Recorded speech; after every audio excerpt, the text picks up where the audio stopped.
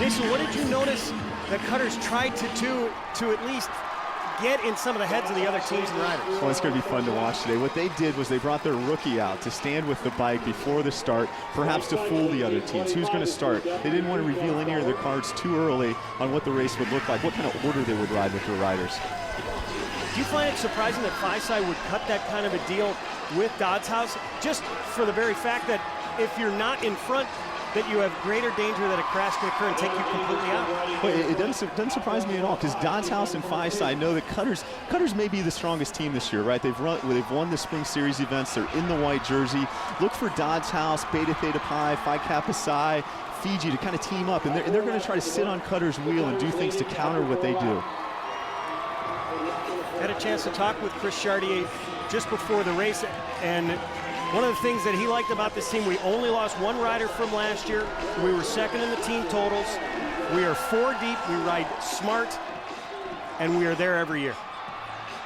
Well, you know, you see the field now, it's starting to spread out a little bit, get, you know, gutter to gutter, as we call it. And that's really when the crashes start to happen, and the riders are really going to want to try to string it out, as we see the rider on the front right now, really taking a dig to kind of keep it fast. And that's Isaac Neff from Black Key Balls. The kid has a ton of talent. He's 20 years old, started out with a mountain biking background. He just wants to race. He told me he wants to be a Category 2 racer by next year. Wants to move on to do great things in the cycling world. He's really stringing it out right now. Look at that single file line. He's pulling a 34-second lap. But why at that point is he looking over his left shoulder? He's trying to break it up. He wants somebody else to pull through. He did one hard lap. He's looking for FiSi, Dodds House, the team in purple, to pull through and to keep the speed really high. Yeah, that's right. We see, you know, the riders are going to take like half lap, quarter lap pulls, pull off, and then look to try to get back in on about third or fourth wheel. That's really the ideal position right now. So you're not caught up in the crash, but you get a little bit of a draft. And right away, I can see FiSi, the team in green, they took about a quarter of a lap pull. I don't think he's that confident in his team right now. He didn't want to pull too hard. He's looking to sit in a little bit and rest up, whereas Cutters, Black Key Bulls, they really want to make the race fast. They think they have a very, very strong team. Sure, and if you'll notice, kind of sneaking around in the top 10 is the rider from Major Taylor. And there's been a lot of controversy over the years that they're a team that doesn't really do a lot in the first part of the race, doesn't do a lot of pace making really, with the idea of sitting in and drafting as much as possible. But you know, it's a strategy that they've used, and you know, who knows, it might work for them this year. It's dangerous. Yeah, Team Major Taylor, the team in pink, they're about, you know, what are they doing? 15 riders back, kind of sitting in. We saw yesterday how that could be dangerous. Yeah, that's right, because when the field starts to slow down and bunches up and gets gutter to gutter, that's when the crashes happen. So if you're not in the very front, you know, you get caught in these chain reaction crashes, and then you're full of cinders. Guys, yesterday, almost identical temperatures, but less wind. How will that impact today's race? Well, you know, it's a longer race. We've started a little bit earlier in the day. I think on the closing laps, maybe the last 50, we'll see the wind picked up, and that'll really make a difference on how the final laps are played out. We're through 8 laps right now, and the lead, as I'm sure it will change alternately quite a bit throughout these first few laps until the field starts to separate itself, or we see some crashing. You know, we haven't really seen a lot happen yet in the race. You know, guys are getting to the front. A few guys have taken some hard pulls, but for the most part, it's still bunched up. I think everybody's looking around trying to see who's going to make the first big move. And we'll see this as the day goes on. The race kind of has a flow. It'll slow down, speed up, slow down, and then until something really big happens. And that's one of the unique things about this bike race, is that the exchanges and the riders are going to change and use teamwork throughout the day. So each exchange is like a miniature race packed into one. So you get to see that the strategy and what a rider's going to do on each individual set.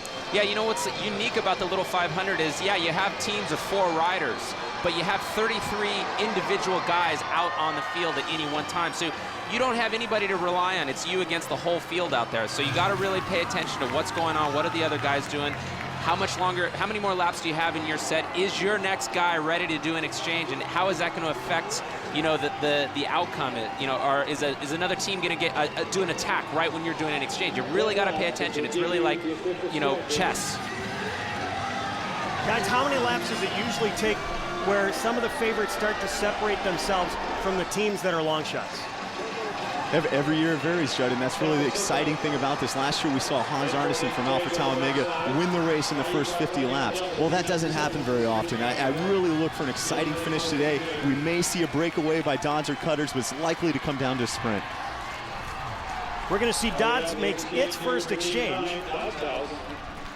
You know, we also saw Fiji kind of get off the front there on that last lap, and he did an exchange with his teammate, and his teammate was able to jump right back in on the back of the field, which is an ideal way to do an exchange.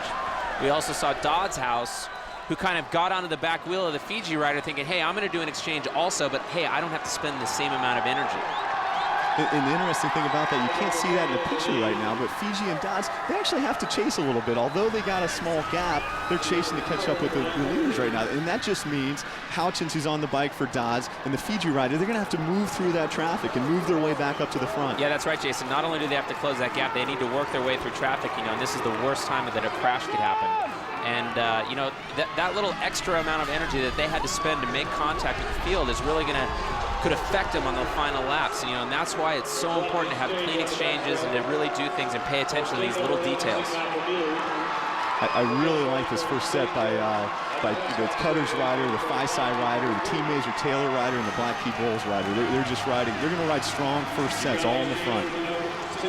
Delta Sigma Pi making one of its first exchanges. And that was a great exchange because he put his teammate right back into the front of the field. He barely has to use any energy to get back in there.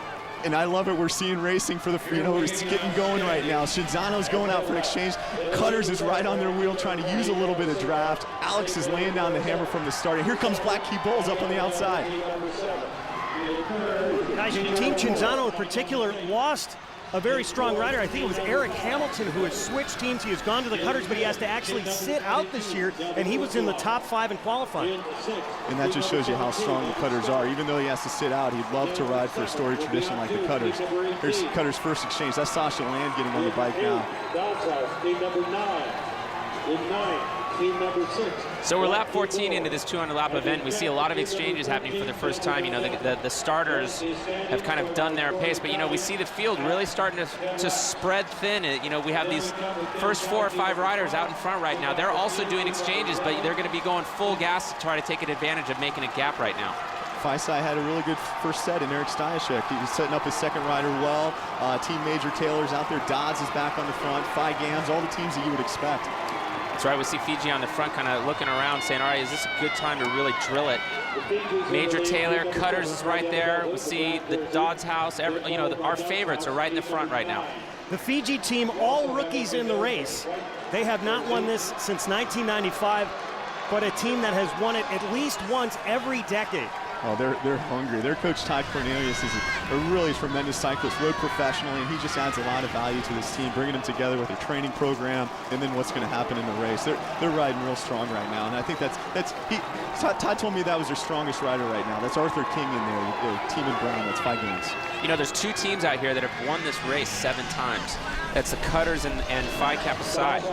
And so they're looking to match Delta Chi's record of 8 all-time wins, right? And Jason, maybe you can talk a little bit about Delta Chi because they're no longer here in the race, but they have the record right now. Sure, it was a tradition like no other, really. The Risingers got it going in the 1970s by going out and recruiting great riders like Eddie Van Gijs and Wayne Stetna, Gary Rybar.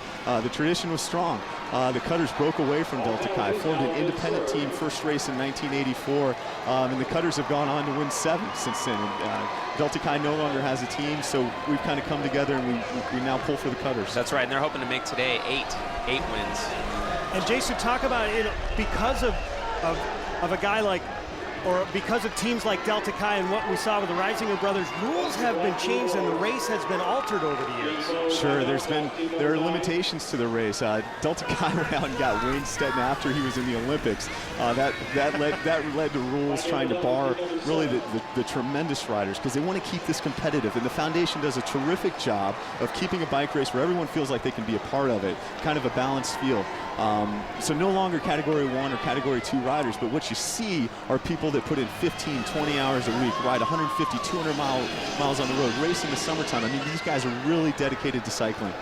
Does that mean I can't come back and do the little 5, Jason? I was, I was having a beer last night with the President Foundation, thinking maybe I could start my campaign to change those rules, and add the little 500 to my list of Paul Mars.